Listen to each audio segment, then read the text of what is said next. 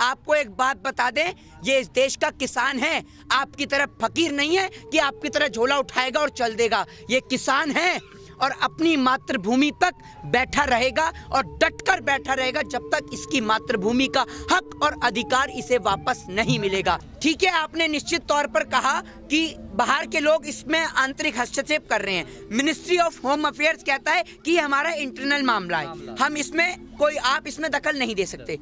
एक बात मुझे बताइए, अक्षय कुमार के पास तो सिटीजनशिप कनाडा की है, वो कैनेडियन व्यक्ति कैसे हमारे देश के अंदरूनी मामले में दखल दे सकता है? मतलब अगर कोई भी व्यक्ति मोदी सरकार की वाहवाही करे तो आप तालियां बजाते रहो। जब तक वो अमेरिका मोदी सरकार की वाहवाही कर रहा था तो वो अच्छा था। जब तक अमेरिका की सिटीजन, अमेरिका के नागरिक, वहां के लोग मोदी जी की तारीफ करते थे, तब तक अमेरिका के सिटीजन अच्छे थे। जिस दिन वो अगर बुराई करने लगे तो वो बुरे हो गए। आपका तो बस नहीं चल रहा। कुछ लोग तो यूं भी कह दें कि इन लोगों ने पैसा दिया है पॉप सिंगर को, कह तो रहे हाँ, पैसा और पैसा देके उनको ट्वीट करवाया है। तो एक बात मुझे बताइए, जो अमेरिका से प्रधानमंत्री जी को ट्वीट आते थे वो भी पैसे से आते थे क्या? ये बताइए ना मुझे। आप एक बात मुझे बताइए, आप जिन बॉलीवुड सिंगर्स, जिन एक्टर्स की बात करते हैं, आपसे ज्यादा बड़ा कोई आंकड़ा नहीं पूछूंगा, मात्र देश के अंदर के 2 बॉलीवुड एक्टर का नाम बता दीजिए और देश के अंदर के 2 नेताओं का नाम बता दीजिए जिनके बच्चे कभी सरहद पर शहीद हुए हों। बता दीजिए आप मुझे। मैं आपकी बात से पूर्ण रूप से एग्री, बिल्कुल ठीक है आपकी सारी बात। मुझे बता दीजिए 2 बॉलीवुड स्टार्स का नाम। ये कोई फिल्म की शूटिंग या मूवी की शूटिंग नहीं चल रही कि आपने सरदारों का गेटअप ले लिया या आपने फौजियों का गेटअप ले लिया तो आप फौजी बन गए। माँ अपने कलेजे पे पत्थर रखकर, सीने पे पत्थर रखकर अपने बेटे को सरहद की हिफाजत करने के लिए भेजती है और उसका बेटा तिरंगे के अंदर लिपट के आता है, जिनके बेटे से आप तिरंगे का सबूत मांग रहे हैं। और उनके पिता, जब उनका बेटा सरहद पे शहीद होता है ना, तो उनके पिता आंसू नहीं बहाया करते बल्कि छाती चौड़ी करके कहते हैं कि मेरा बेटा देश के खातिर शहीद हुआ है। आपके कोई ये बॉलीवुड फिल्म की शूटिंग नहीं चल रही। और आप एक बात बताइए, ये तो किसान है ही नहीं, हम तो आतंकवादी हैं, टेररिस्ट हैं। सारे किसान तो वहाँ पार्लियामेंट में पहुँच गए। हेमा मालिनी को देख लीजिए, वहाँ मुंबई पहुँची हुई हैं, है ना। मुंबई के अंदर मुंबई की जनता का पेट भर रही हैं। पहले फ्लोर पे गन्ना उगा रही हैं और दूसरे फ्लोर पे ज्वार उगा रही हैं, तीसरे पे मक्का उगा रही हैं, है ना। यही चल रहा है ना, क्योंकि असली किसान तो वही हैं। तो आप ये सोच लीजिए ना, और पार्लियामेंट में पहुँच गए सारे किसान, तो यहाँ तो किसान बचे ही नहीं है। देखिए, ना जवान ना किसान, मोदी सरकार के लिए 3-4 उद्योगपति ही हैं भगवान। ये आप बात समझ लीजिए। 2.5 महीने से ज्यादा चलते इस आंदोलन के दौरान 170 से ज्यादा देश के किसान भाइयों की शहादत। इसके चलते देश की सरकार ने आखिर क्यों मौन धारण कर रखा है? सरकार अपने मौन को और अपनी चुप्पी को कब तक तोड़ेगी? सरकार की मौन और चुप्पी के कारण लगातार देश के किसान भाइयों की शहादत होती जा रही है। दिन प्रतिदिन बढ़ती ठंड के दौरान, दिन प्रतिदिन हो रही देश के किसानों की सुसाइड और आत्महत्या के दौरान ये आंकड़ा दिन प्रतिदिन बढ़ता जा रहा है और देश की सरकार इसकी ओर ध्यान केंद्रित नहीं कर रही है। देखिए, अगर हर चीज का समाधान बातचीत से निकल जाता ना, आप जिस तरीके से लोकतंत्र के अंदर, डेमोक्रेसी के अंदर लोगों से उनकी आज़ादी, उनकी बोलने की आज़ादी, जिसे हम बोलते हैं राइट टू स्पीच, यानी अभिव्यक्ति की आज़ादी, जो आप छीन रहे हैं ना, और देश के अंदर जो तानाशाही आप कायम करना चाह रहे हैं, वो कश्मीर से कन्याकुमारी तक पूरे भारतवर्ष का हर एक नागरिक देख रहा है।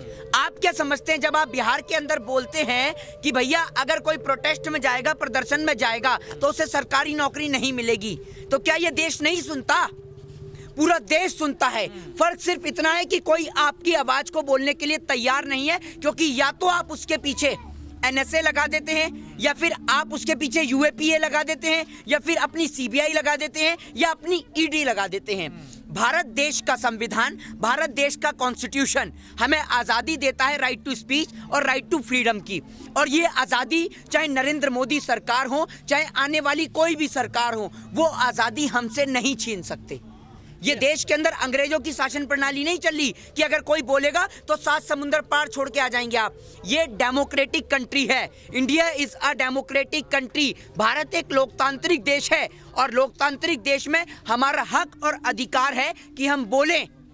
और अगर सरकार कुछ गलत कर रही है, माना प्रधानमंत्री मेरे भी हैं और आपके भी हैं, लेकिन प्रधानमंत्री जी को ये अधिकार नहीं कि वो उद्योगपतियों के खातिर देश की पूरी जनता को परेशान करें और देश के तमाम किसानों को बलि का बकरा बनाएं। जो आपने देश का लाखों करोड़ों रुपया इस देश की गरीब जनता का, वो गरीब जनता जो अपना टैक्स का पैसा टैक्स पे करती है, टैक्स भरती है, उस पैसे से जो आपने नमस्ते ट्रंप का कार्यक्रम किया, क्या इलेक्शन हमारे देश के अंदर थे जो आपने नमस्ते ट्रंप का कार्य किया? या आपके बाप दादा हिंदुस्तान दहेज में लेकर आए हैं जिसे आप बेचने में लगे हैं और हिंदुस्तान के पैसे को उड़ाने में लग रहे हैं? ये पैसा इस देश की गरीब जनता का है और इस पैसे का आपको एक एक रुपए का हिसाब देना होगा। डेमोक्रेटिक कंट्री है, डेमोक्रेसी है, आजादी है। आप, अगर मैं नाम मेंशन नहीं करना चाहूंगा, आप अगर उन ट्वीटर्स को पढ़ें, उन ट्वीटर्स को खोलें और ट्वीट्स को पढ़ें, तो देश को लेकर किसी ने क्या लिखा है वो आपने नहीं सुना। वो नहीं सुना आपने कि कोई जो जिनको लोग कह देते हैं झांसी की रानी, एक बार उनका ट्विटर अकाउंट तो चेक कर लीजिए कि देश को लेकर उन्होंने क्या मेंशन करा है। और यही मेंशन अगर कोई और कर देता ना भाजपा के विरोध में, तो अब तक उसके ऊपर आईपीसी की धारा 124A देशद्रोह का मुकदमा दर्ज हो जाता और वो जेल के अंदर बंद हो जाता। जो बात वो लिख रहे हैं, देश के अंदर देश के किसान यहाँ सड़क पे बैठे हैं और ये लड़ाई जो लोग समझ रहे हैं कि किसान की है, किसान से ज्यादा उस आम आदमी की है जो नमक तेल रोटी खाकर अपना और अपने परिवार का घर का खर्चा चलाता है। एक बात आप मुझे बताइए, क्या आपको इतनी डेवलप हमारे देश की कंट्री लगती है कि जिसके अंदर आप नए नए बिल लेके आ जाते हैं? सरकार कोई भी बिल लेकर आए, सरकार को उसके बारे में क्यों समझाना पड़ता है? देश की जनता क्यों एग्री नहीं कर पाती? देश की पूरी जनता को क्यों एग्री नहीं कर पाती सरकार? हर एक व्यक्ति देश के किसान को समर्थन दे रहा है, लेकिन वो आने से डरता है, घबराता है। क्यों आने से डरता और घबराता? इसलिए है जिस तरीके से देश के अंदर डर का माहौल पैदा किया जा रहा है, केसों के जरिए, फोन कर कर, सीबीआई और ईडी की धमकी देकर, केसेस देकर, एफआईआर्स देकर और नोटिस भिजवाकर। आप क्या समझ रहे हैं हम यहाँ पर स्टैंड हैं, हम यहाँ पर खड़े हुए हैं तो ऐसे ही खड़े हुए हैं?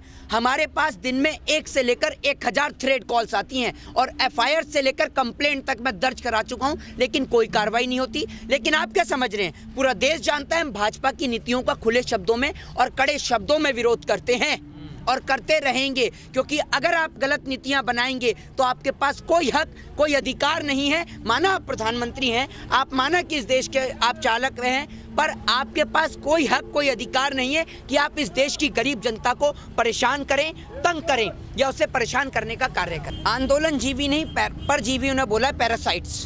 पैरासाइट्स आपको पता है किसे कहते हैं? आपने उन्हें बोल तो दिया कि पैरासाइट्स। आप जानते हैं पैरासाइट्स का मीनिंग क्या होता है? या आपको पैरासाइट्स नजर आ रहे हैं? आपको ये आंदोलन जीवी नजर आ रहे हैं? मतलब आप जब आंदोलन करते हैं तब आप पैरासाइट्स नहीं होते। आप जिस उत्तराखंड के अंदर डिस्कवरी की शूटिंग पर जाते हैं, जब उसके अंदर भूचाल आता है, जब आप पूरा देश क्या समझते हैं, देश के लोगों को भूलने की आदत है। आपको याद होगा जब हमारे देश के जवान शहीद हुए तब महोदय डिस्कवरी की शूटिंग में व्यस्त थे, ठीक है? और आज जब उत्तराखंड के अंदर तबाही मची तब महोदय व्यस्त हैं कहां पर? भाइयों और बहनों, मित्रों, आपका सेवक, अपना प्रधान सेवक। जय हिंद, जय भारत।